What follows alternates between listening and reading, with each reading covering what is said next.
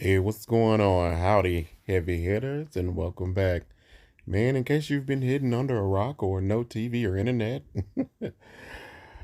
Monique and DL Hugley are still arguing because they want to know who is the closing act, who's the headliner, who is a BANIGGA, in the words of Nikki Parker. I mean Monique Hicks.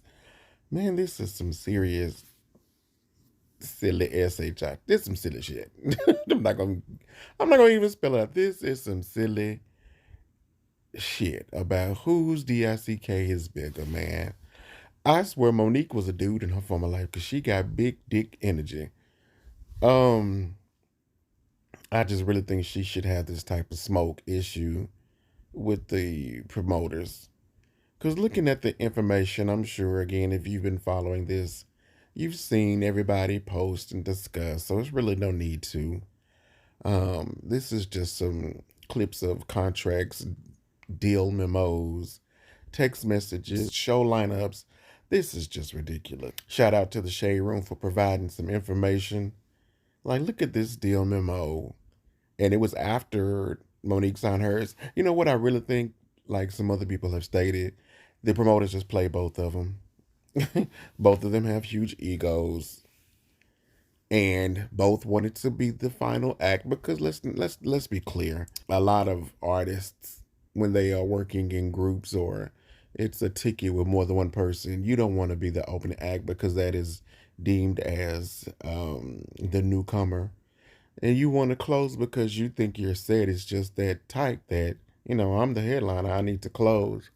I don't know what they talking about, f all that. So the promoters just play both of them, in my opinion. So it's really who Monique should have this smoke with. And for her just to have gone on stage and just made such a big deal out of it, it's just like she's always the victim. Again, Monique, you're not tired yet? Like, look at the poster. DL's pick is humongous. Monique's yours is not. Clear indicator you were not the headliner. And you may have negotiated to be the headliner, but that changed quickly. Look at this. Dude points out everything. And you did all that. And you still didn't close the show. Man, she should be tired. Monique, you got to be tired of always being the victim. And I understand standing up for yourself when the situation deems it necessary, but this wasn't that. And the situation is, regardless if he did pitch a fit and say, nah, I ain't closing behind, I ain't opening for her, I'm this and I'm that, blah, blah, blah. Much of what she was saying, why she should be the one who closes, she should have taken that there with the promoters and put her foot down. Like, no, this is what we negotiated. Although her contract seems to be signed by daddy. That is so odd for a wife to call her husband daddy, especially if not in a sexual manner, because sometimes in the heat of the moment, now that's still weird to call somebody daddy.